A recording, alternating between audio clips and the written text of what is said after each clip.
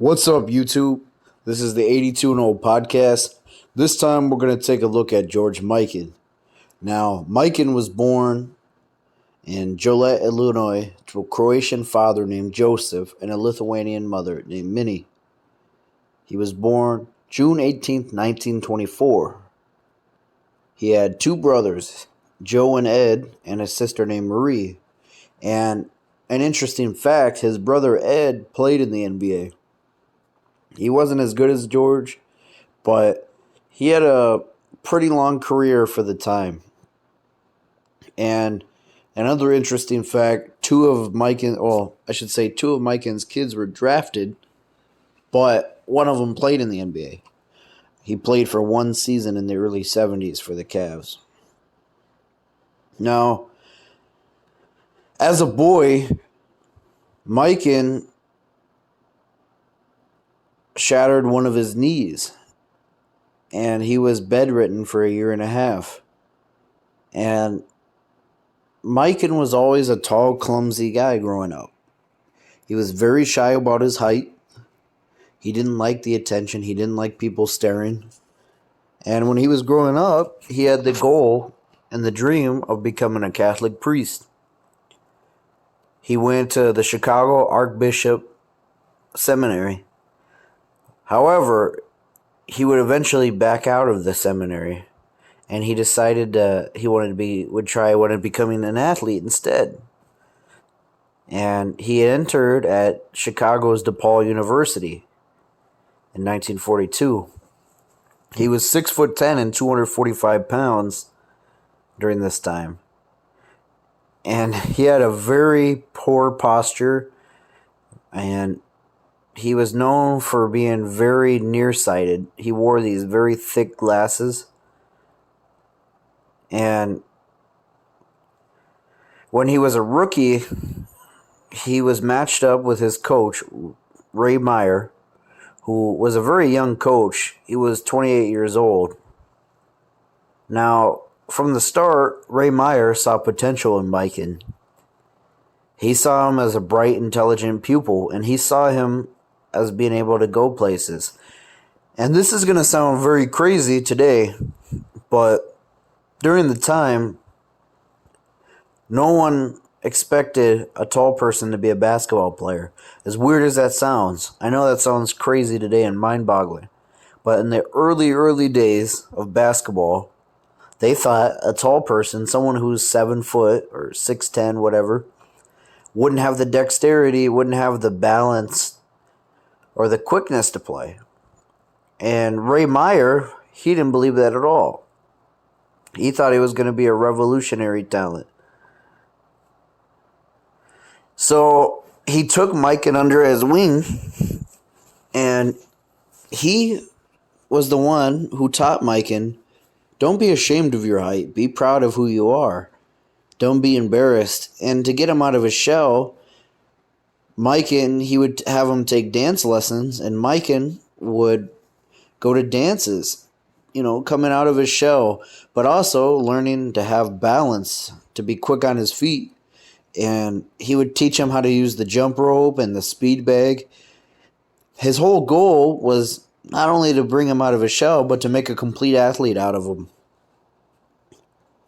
So Mikan dominated the NCAA in the early 40s.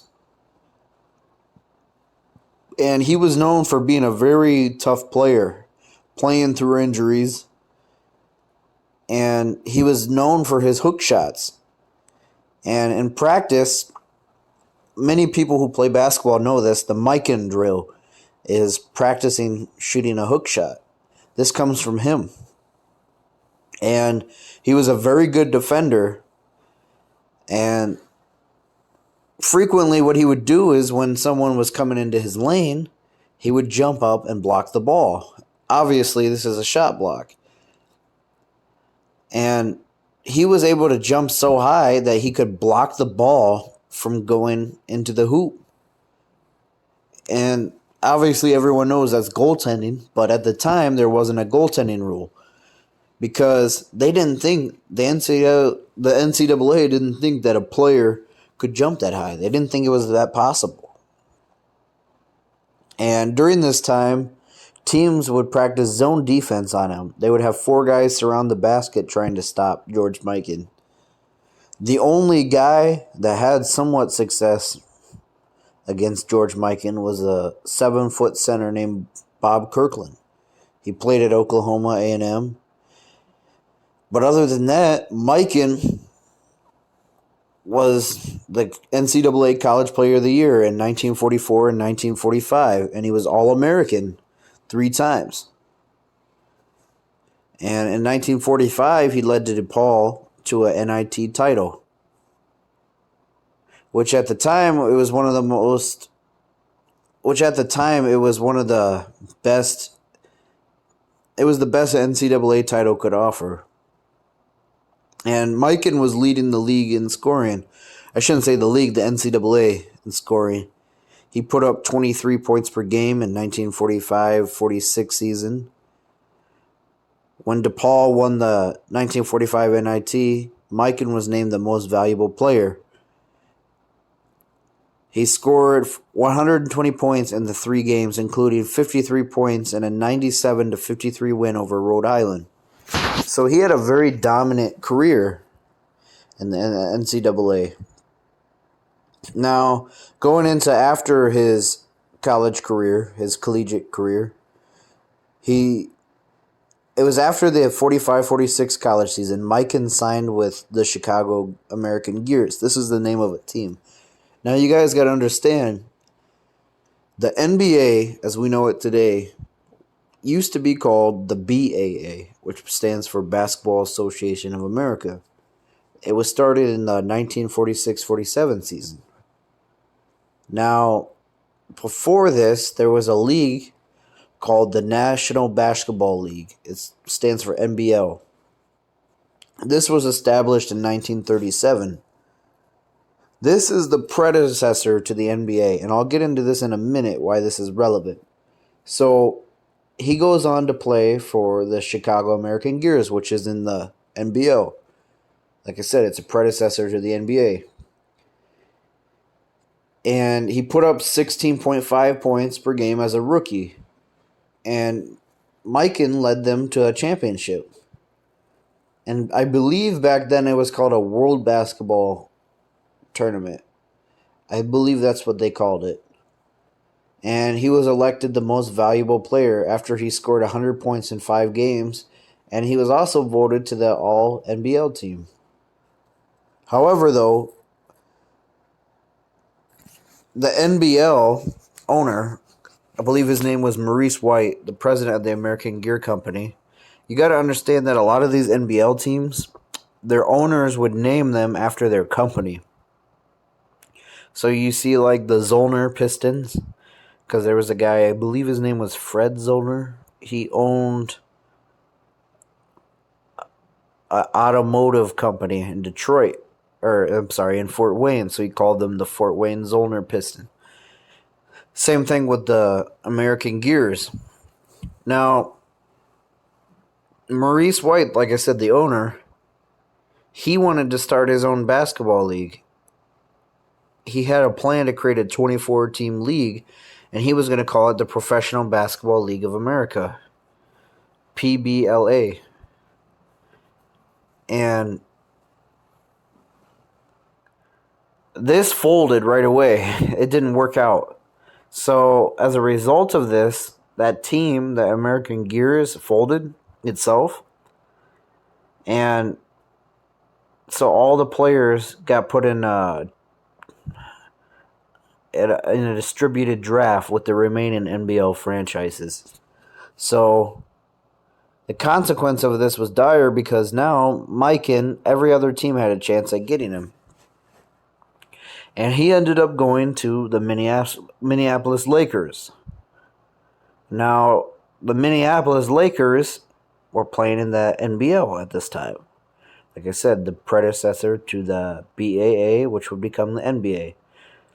And the Minneapolis Lakers, in his first season, he led them in scoring with over 1,000 points. You got to understand, they didn't play as many games back then, and the scoring was not as high as it would become. But he was the first player to score more than 1,000 points in an NBL season.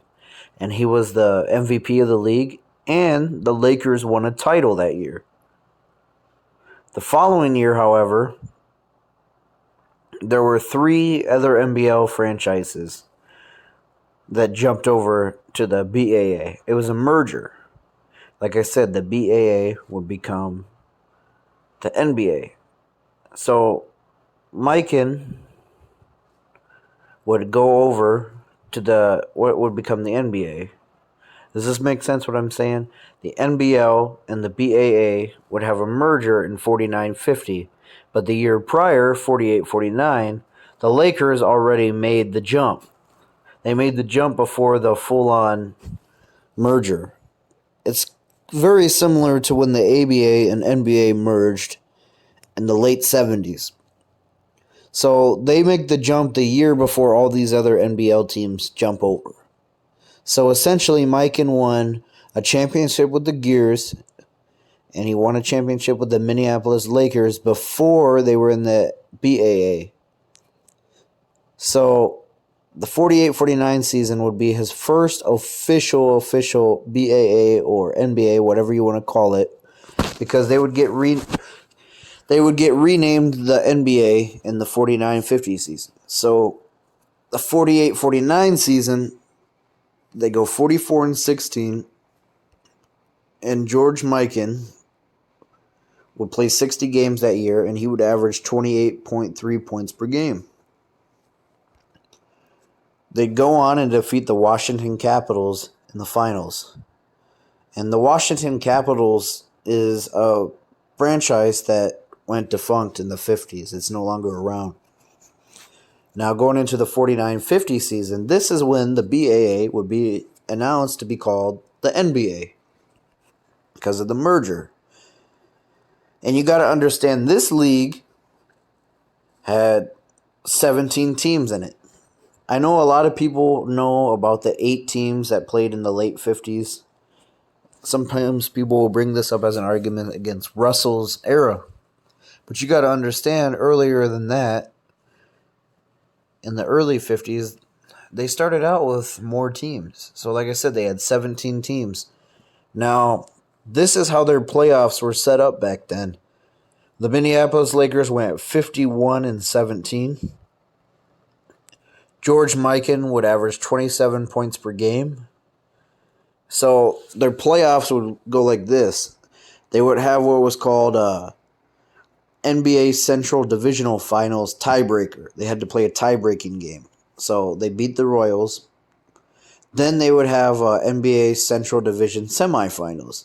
They beat the Chicago Stags 2-0.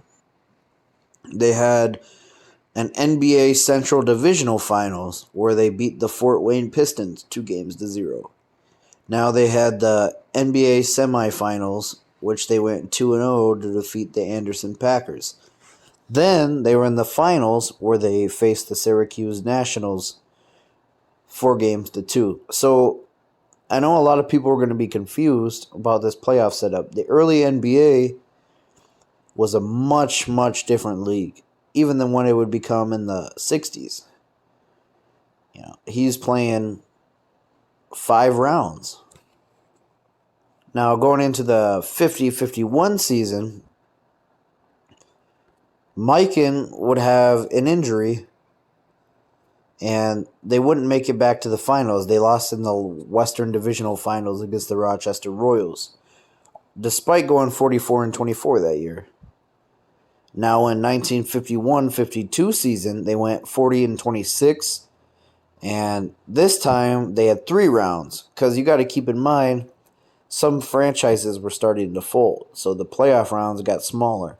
So they defeated the Indianapolis Olympians 2-0 in the first round. They defeated the Rochester Royals 3-1 in the Western Divisional Finals. Then they go to the finals, defeating the New York Knicks 4-3. Now that 7th game, Mikan would put up 22 points. And for the whole series, he would average 21 points, 17 rebounds. Going into the 52-53 season, they would go 48-42. And this playoff had the same format, 3 rounds. They match up against the New York Knicks in the finals again. This time they beat them in 5. And George Mikan would average 20 points per game for that finals.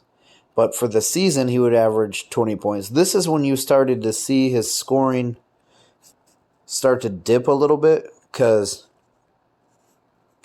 the thing about that league at the time, you look at his first 3 seasons in the league, where he puts up 28 points in the first year, 27 points in the second year, 28 points in the third year. So you start to see in the fourth year, 51-52, he averages 23 points, and you see in 52-53, he averages 20 points. A lot of this was because teams came up with the strategy to freeze the ball because there wasn't a shot clock yet. So many teams would just get the ball and walk around with it, dribbling, passing it off to the next guy, because they had the strategy, Mikan can't score if he doesn't get the ball. It's messed up, and it was really hurting the league's popularity. Who wants to go watch a game where people just walk around dribbling for 48 minutes? No one wants to see that, because they didn't have any way to stop George Mikan. And at the time, Mikan is the biggest basketball superstar in the world. When they would go to opposing team cities, they wouldn't say Minneapolis Lakers versus this team. They would say George Mikan versus the Knicks, or George Mikan versus Fort Wayne. This is how popular he was during this time. And one thing I really like about Mikan is he always made it his mission to give every kid he could an autograph. And he credits this to when he was a child, he met Babe Ruth, and Ruth gave him an autograph. So he said he always wanted to be that kind of a guy. Now, getting back to the shot clock, to give you an example of freezing the ball, one of the ugliest games in NBA history was November 22nd, 1950. The final score would be Minneapolis Lakers 18 points and the Fort Wayne Pistons 19 points. What happened was they just kept freezing the ball. Mikan would have 15 points out of the team's 18 points, but they ended up having to foul to get the ball back. And this was a very ugly game. And this caused a lot of controversy. Basketball's popularity was not like baseball or football because of this. So I know this is a few seasons prior to this, but they were struggling with this for a while. They came up with the idea of the shot clock, which means you have to get the shot off in 24 seconds. And this is perfect. It's the most important basketball rule ever implemented. And I do believe it saved basketball. I don't think basketball would have survived. Even though I said Mikan was a star, he was a celebrity, I don't mean to the level of a LeBron James or a Michael Jordan. I'm saying he was the most popular player as far as a basketball player back then. But it didn't mean the league itself was so mainstream. There were some, from what I've read, there were some George Mikan games that were televised on Dumount. For anyone who knows what that is, it was like a TV channel in the early 50s that ultimately failed. It was trying to compete with the ABC, CBS, and from what I understand, Dumount would air NBA games, NFL games. I'm sure people who know about football history know this too. A lot of their footage had been lost. There's not a lot of George Mikan footage. They just didn't have the technology to record games back then. So you either had to go to a game live, you either had to listen on the radio, or like I said, watch on Dumount, but it's not like you could have a DVR or even a VHS tape to record them. So there's not a lot of George Mikan footage. So going into 53-54, when the shot clock was implemented, Mikan, he was only 29 during this time. His body would start to break down from how many tough injuries he had in his career and how he liked to play through it. He would put up just 18 points per game. However, he would get 14 rebounds. They would go on to win the NBA Finals. So they win 7 games in a classic series against the Syracuse Nationals. They won in the 7th game. Now, Mikan calls it quits after that.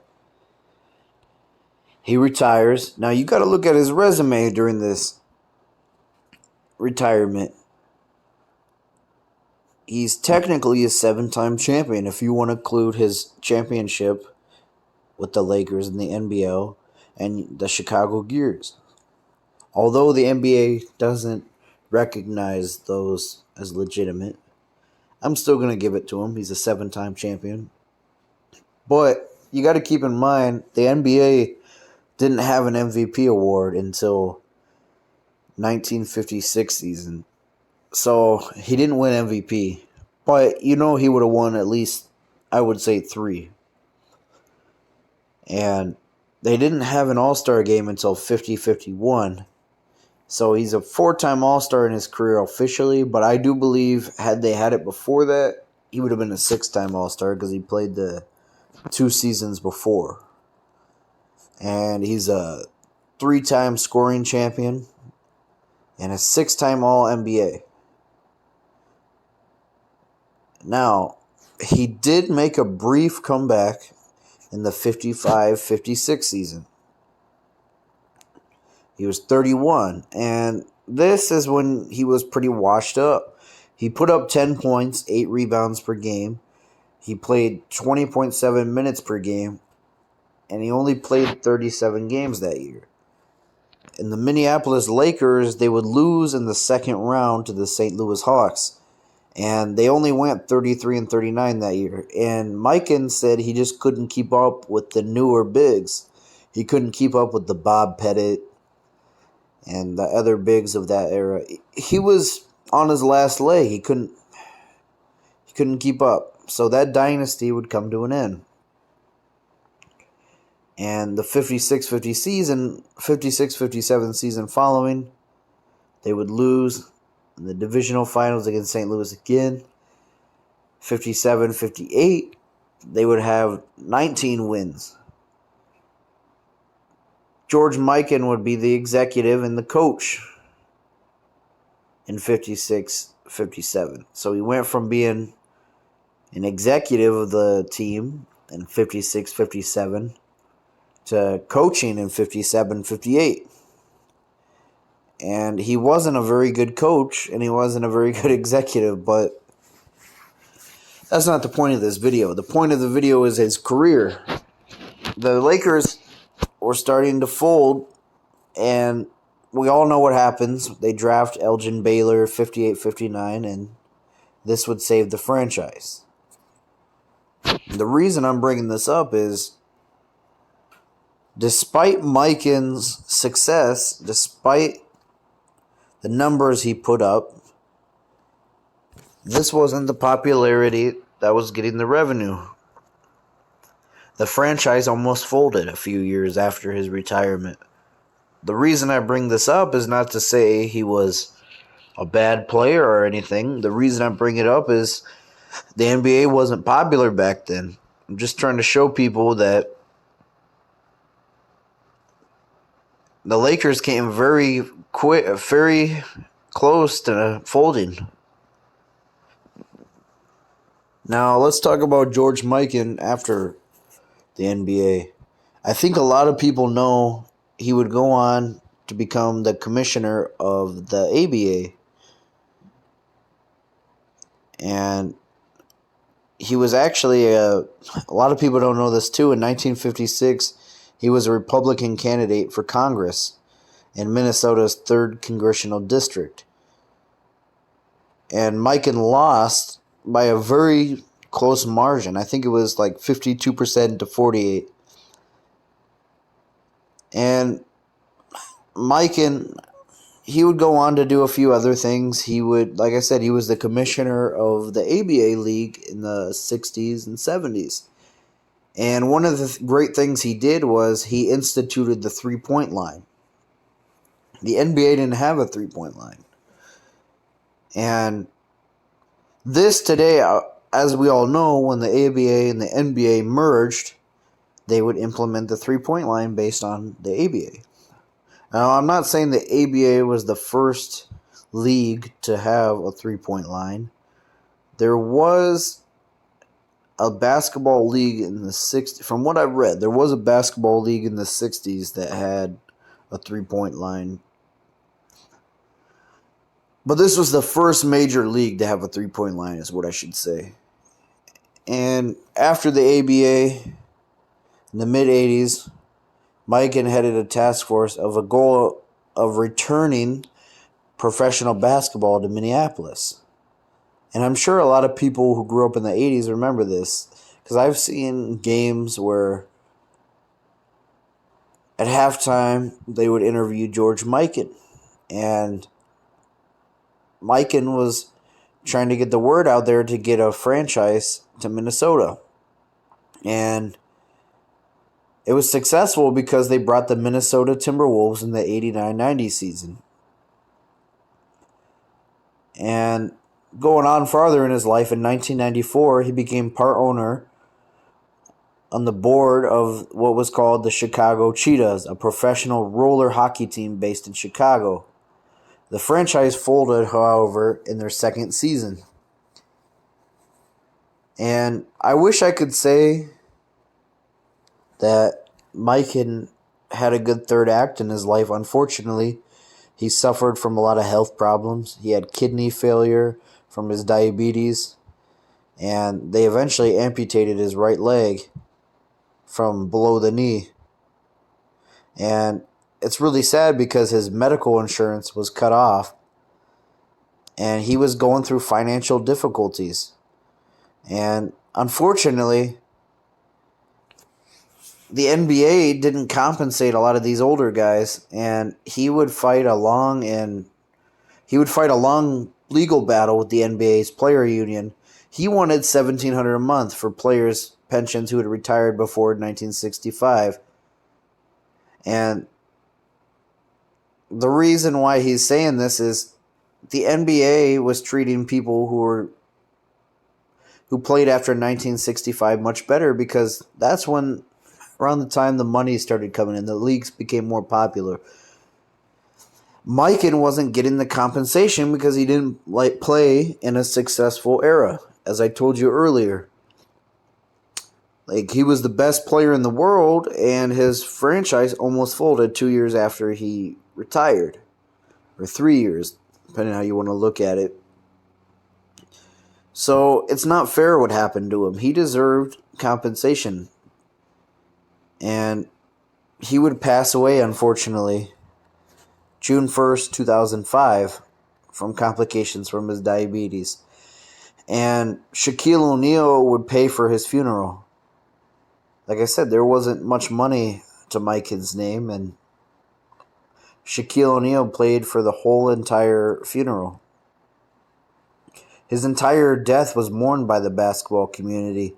I'm sure people remember in the 2005 finals, I think it was actually the Eastern Conference Finals, they had a moment of silence for George Mikan.